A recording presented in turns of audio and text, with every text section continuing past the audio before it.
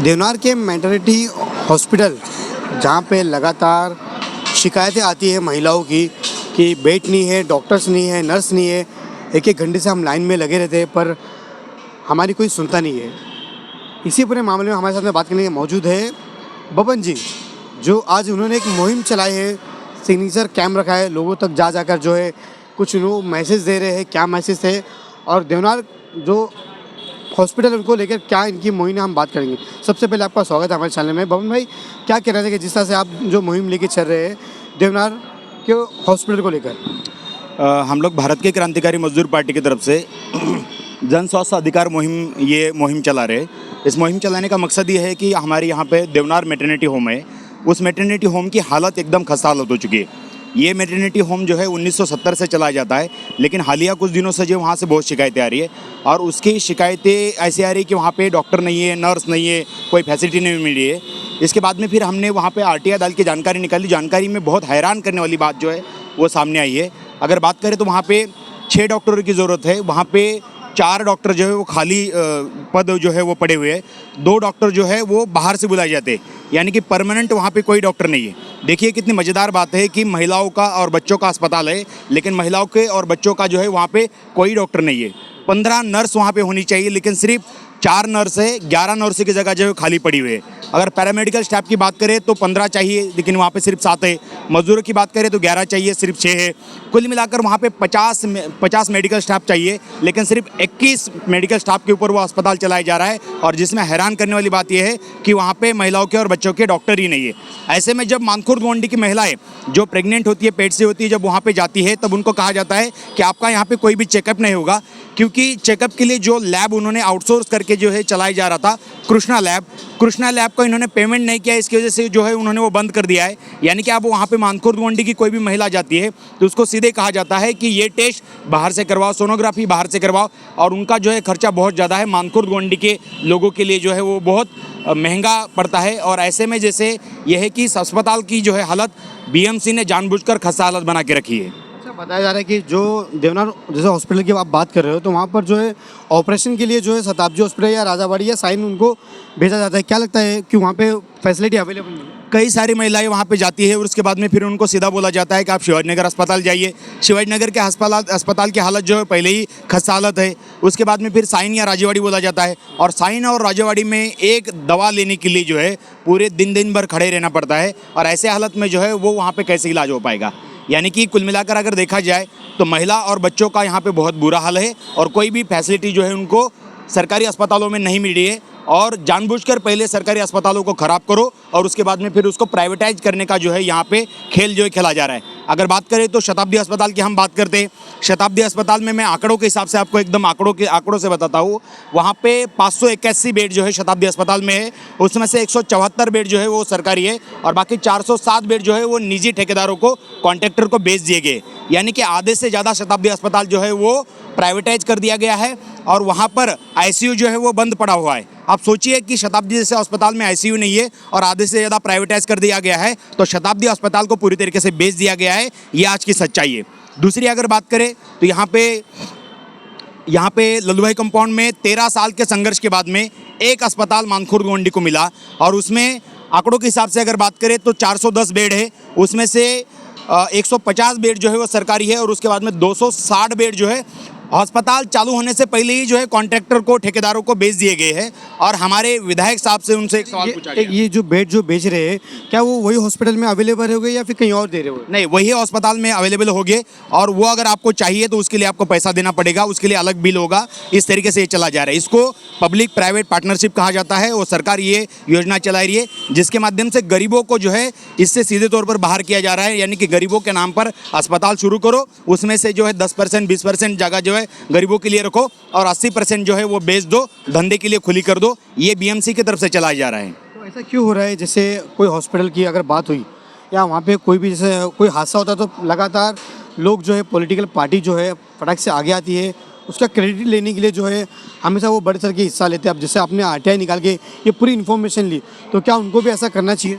देखो, ये है कि यहाँ पे जितनी भी चुनावबाज धंधेबाज पार्टियाँ हैं अगर कोई ऐसा मसला हो जाता है पब्लिसिटी देने की पब्लिसिटी स्टंट करने के लिए तुरंत आगे आ जाती है। लेकिन अगर असल में जहाँ पे अस्पतालों को बेचा जा रहा है और मानखुर्द गोंडी के जनता को मरने के लिए जो है दवा इलाज के अभाव में छोड़ दिया जा रहा है। एक तरफ हम लोग देखते हैं कि दुनिया भर में गाज़ा के ऊपर इजराइल जो है वो अटैक करके जो है गाज़ा को मौत के घाट उतारने का काम कर रहा है, और यहाँ की बीएमसी और यहाँ की सरकार मानखुर्द गोंडी के जनता को इलाज और दवा के अभाव में जो है मौत के घाट उतारने का ही काम कर रही है। और हमारे यहाँ के विधायक जो है टाइम्स ऑफ इंडिया को दिए हुए मुलाकात में जो इंटरव्यू में है वो ये कहते हैं कि लल्लूभाई में जो नया अस्पताल शुरू होने वाला है वो प्राइवेटाइज अगर हो जाए तो अच्छी ही बात है, उसमें कोई बुरी बात नहीं है। क्यों ऐसा? उन्होंने इंटरव्यू दिया है बाकायदा। ये जो सरकारी का नाम आया ना, तो वही है कि यही सरकारी अस्पतालों को प्राइवेटाइज करने के पक्ष में जो है यहाँ के विधायक जो है अबू आज़मी एकदम खुलकर जवाब दे रहे।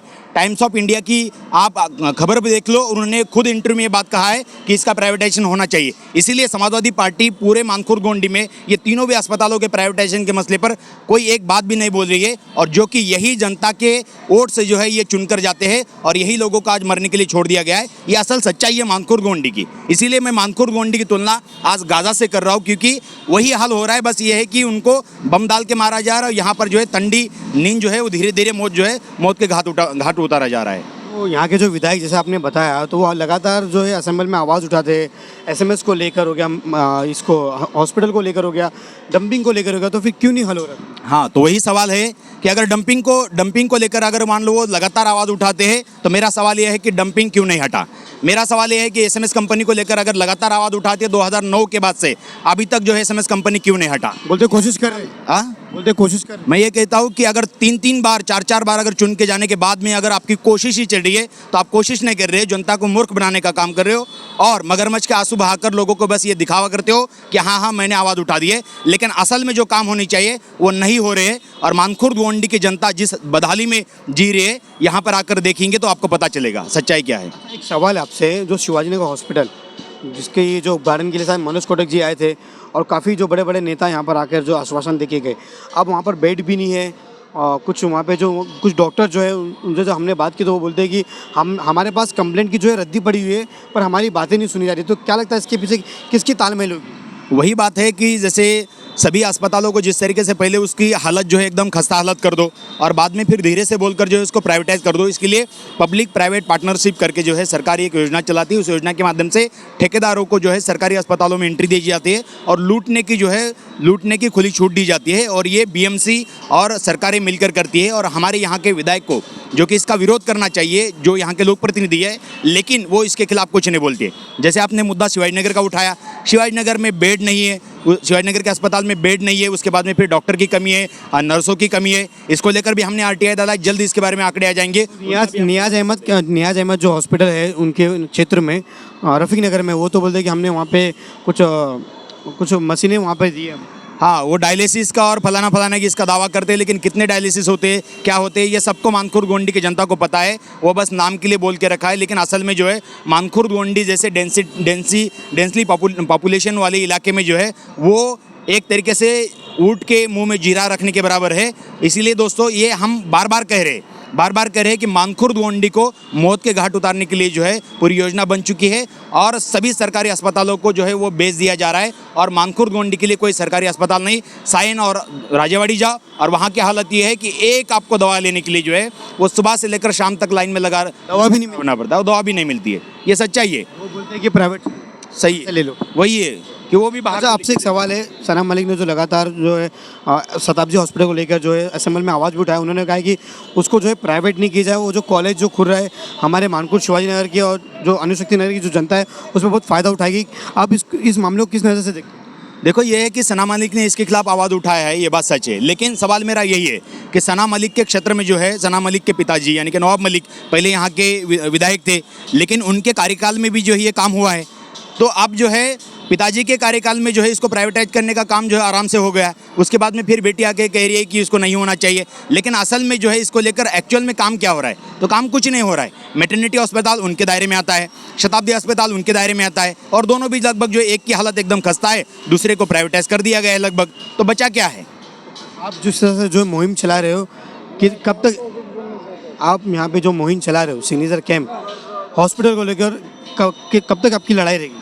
हम लोग भारत की क्रांतिकारी मजदूर पार्टी की तरफ से ये मुहिम चला रहे हैं। मानखुर्द गोंडी के हर इलाके में, जाकिर हुसैन नगर, रफ़ीक नगर, साठे नगर, टाटा नगर, हर इलाके में जाएंगे और हर इलाके में जाकर आवाम को ये सच्चाई बताएंगे कि पब्लिक प्राइवेट पार्टनरशिप के माध्यम से सरकार यहाँ पर क्या खेल खेल रही है। एक, लल्लू भाई के अस्पताल को किस तरीके से बेचा जा रहा है। दो, शताब्दी के अस्पताल को किस तरीके से बेचा गया।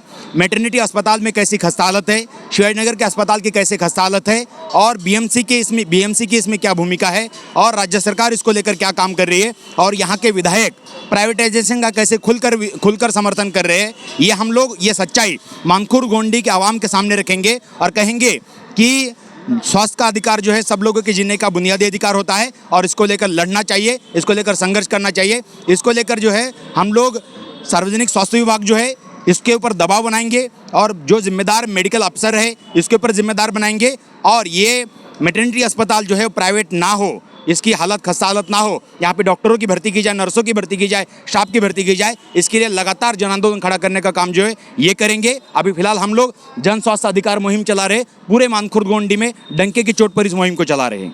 तो आगे की राजनीति में अगर आप हुआ तो क्या बड़ा आंदोलन होगा? बिल्कुल, अभी तो हम लोगों के पास में ये मुद्दे को लेकर जा रहे, लोगों को इसकी सच्चाई बता रहे और बता रहे हैं कि यहाँ की जितनी भी चुनावबाज धंधेबाज पार्टियां हैं, अभी 6 महीने पहले चुनाव में जो है जिन को भी आपने देखा है वो सबसे ये सवाल पूछिए कि प्राइवेटाइजेशन के खिलाफ आप क्या बात कर रहे हो। इनको पूछिए कि लल्लू भाई का अस्पताल प्राइवेटाइज हो रहा है, आप इसके खिलाफ आपने क्यों आवाज़ नहीं उठाई है। दोस्तों, ये सारे एक ही थैली के चट्टे बट्टे हैं और ये अस्पतालों के निजीकरण के लेकर कोई आवाज़ नहीं उठा रहे, बस जुबानी जमा खर्च कर देते हैं और उसके बाद में फिर मीडिया में बोल देते हैं, लेकिन असल में एक्चुअल में ज़मीन पर उतरकर गली मोहल्ले में जाकर बस्तियों में जाकर जो है लोगों को बताना और लोगों का जन आंदोलन खड़ा करना, ये काम नहीं कर रहे। भारत की क्रांतिकारी मजदूर पार्टी इस काम में लगी हुई है और आने वाले समय में हम लोग, अगर सरकार नहीं मानती है, सार्वजनिक स्वास्थ्य विभाग अगर इसको नहीं मानता है, तो हम लोग जो है बड़ा आंदोलन करेंगे और मानखुर्द गोंडी के आवाम को जो है इसमें पुरजोरता से उतरना पड़ेगा। अगर आपसे कुछ लोग अगर जुड़ना चाहेंगे तो क्या आप अपना कॉन्टैक्ट नंबर देंगे? हम लोग सभी आवाम से, मानखुर्द गोंडी के सभी आवाम से, सभी सामाजिक कार्यकर्ताओं से, सभी से कह रहे हैं कि इस मुहिम से जुड़िए, इस मुहिम का हिस्सा बनिए और मानखुर्द गोंडी में सरकारी अस्पताल की सुविधाएं मिलनी चाहिए, सरकारी स्वास्थ्य सुविधाएं मिलनी चाहिए। इस हक और अधिकार के लिए अपनी आवाज़ बुलंद करिए। इसके लिए दोस्तों, जन स्वास्थ्य अधिकार मुहिम की तरफ से, भारत की क्रांतिकारी मजदूर पार्टी की तरफ से हम लोग अपना नंबर बता देते हैं कि 9619039793, इस नंबर पर संपर्क करिए और इस मुहिम से जुड़िए। ये थे हमारे साथ बात करने के लिए RWPI के बबन जी, जिन्होंने एक मुहिम चलाई है कि हॉस्पिटल को लेकर। अब देखना ये है कि ये मुहिम कहाँ तक जाती है और कहाँ तक इनको सफलता मिलती है। लोक हित से मुनव्वर शेख।